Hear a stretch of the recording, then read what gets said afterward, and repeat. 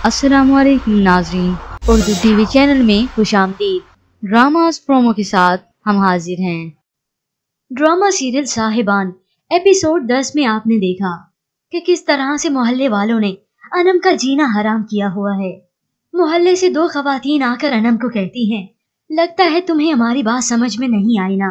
अनम उनसे पूछती है कौन सी बात, तो वो कहती हैं, तुम चाहती हो कि हम तुम्हारी इज्जत अफजाई अपने हाथों से ही करें।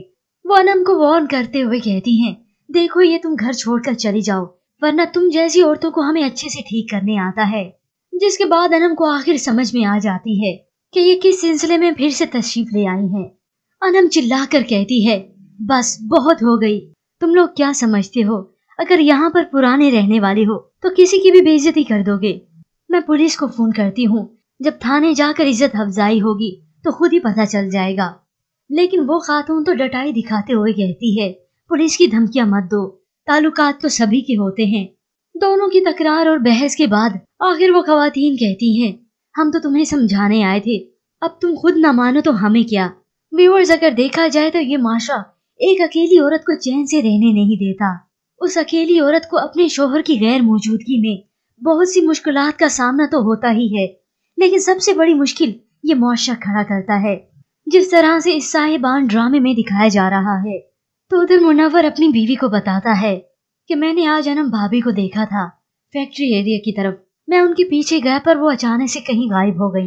पर वो तंज करते हुए कहती हैं, गई होगी एहसन भाई के पार्टनर से रकम बटोरने। उसे किसी के दर्द और तकलीफ का कोई एहसास नहीं। वो खुद गर्ज बनते हुए कहती है, आपको कोई जरूरत नहीं एहसास करने की। अगर वो मुश्किल में हुई तो पहले यहाँ का दरवाजा खटखटाएगी।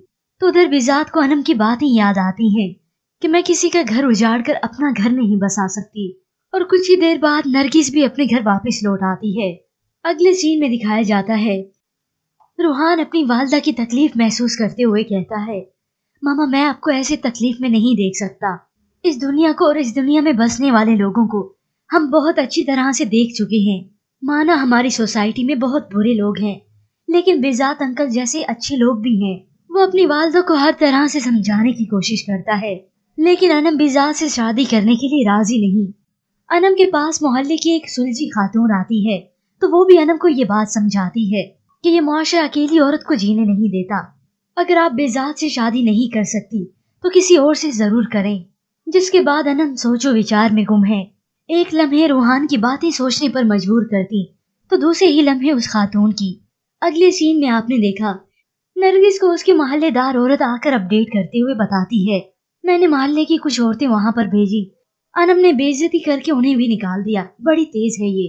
देख नरगिस, कुछ भी नहीं होना, तुमने मोहल्ले के लड़के भी उसके पीछे लगाए तो कुछ हुआ? कुछ भी नहीं हुआ।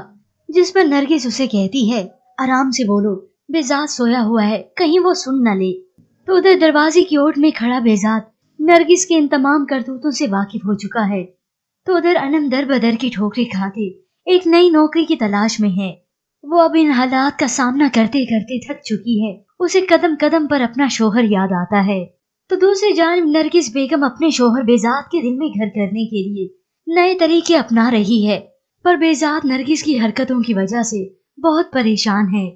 वो अनम से मुलाकात करके फिर से उसे समझाने की कोशिश करता है, मैंने आपको कितनी बार कहा है, घर और बच्चों के लिए आपको परेशान होने की जरूरत नहीं, वो मैं देख लूंगा, आप यूं दर बदर की ठोकरें क्यों खा रही हैं। जिसके जवाब में अनम कहती है, इंसान की किस्मत में जो लिखा होता है वही भुगतना पड़ता है।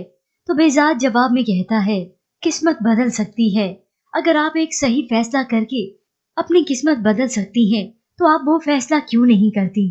अनम कहती है, लेकिन मैं अपनी अना गैरत को ठेस नहीं पहुंचाना चाहती। बेजात कहता है, अगर आपकी गैर से मदद लेकर अना को ठेस पहुंच रही है तो आप मुझे अपना क्यों नहीं लेती। इसके बाद अनम बेजात को ही तकती रह जाती है। उधर नरगिस मैडम बेजात की तवज्जो हासिल करने के लिए वो अपना घर भी साफ सुथरा करती है और बेजात की दिल पसंद बिरयानी भी बनाती है। इसके बाद बड़े सज धज के वो बेजात का इंतजार करती है, तो उसकी बेटी नेहा पूछती है, अम्मा पहले तो तुमने कभी अब्बा का ऐसे इंतजार नहीं किया। वो कहती है, पहले तेरा अब्बा दूसरी औरतों के चक्रों में भी नहीं पड़ता था। वहाँ बेजात अनम को अपना फैसला सुनाते हुए कहता है, आप चाहे मुझे अपनाए या ना अपनाए, मैं नरगिस को तलाक दे दूंगा। जिसके बाद आपने देखा वालदा से पूछता है, आपने बेजात अंकल से शादी के बारे में क्या सोचा?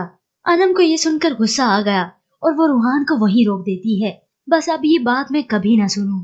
तो उधर बेजात भी नरगिस को साफ साफ बता देता है कि तू जो चाहे मर्जी कर ले, पर मैं अनम से मोहब्बत करता हूँ और उसी से ही शादी करूंगा। ये सुनते ही नरगिस के तोते उड़ जाते हैं कि तू कहीं पागल तो नहीं हो गया, ये क्या कर रहा है। उन दोनों के दरमियान यूं ही तकरार चलती रही, इतना तक के नरगिस उसकी मिन्नतें करती है, देख बेजात मैं तेरे आगे हाथ जोड़ती हूँ, तेरे पाँव पड़ती हूँ, तो उसे मेरी सौतन मत बना। वो पैरों में गिरी मिन्नतें करती है तो बेजात कहता है, तेरे चाहने या ना चाहने से क्या होगा, मैं अनम से शादी करके रहूंगा। लेकिन इसके बाद नरगिस की असलियत सामने आती है। वो अपनी औकात दिखाते हुए फर्श से उठती है। अरे कहाँ जा रहा है? क्या जादू किया उसने तुझ पे? तू बदल गया, तेरा दिमाग खराब हो गया है। वो बेजात की गिरबान में हाथ डालते हुए कहती है, उसे मैं जिंदा नहीं छोड़ूंगी। बेजात कहता है, मुझसे बुरा कोई नहीं होगा अगर तूने उसे तंग किया, उसके पीछे लड़के लगाए या उसे किसी भी किस्म का नुकसान पहुंचाया। और नरगिस पीटती ही रह जाती है। व्यूअर्स, फिलहाल प्रोमो नशर नहीं की गई। जैसे ही अगली एपिसोड की प्रोमो आएगी, हमारी कोशिश होगी कि वह जल्द अज जल्द आपको दिखा सके। फिलहाल आज की एपिसोड के मुतालिक आप क्या राय रखते हैं? और अगर आप इस ड्रामे के रिव्यूज और प्रोमोज देखना चाहते हैं तो हमें अपनी कीमती राय से जरूर आगाह कीजिएगा। मजीद ड्रामास प्रोमो के लिए आप देखते रहिए उर्दू टीवी।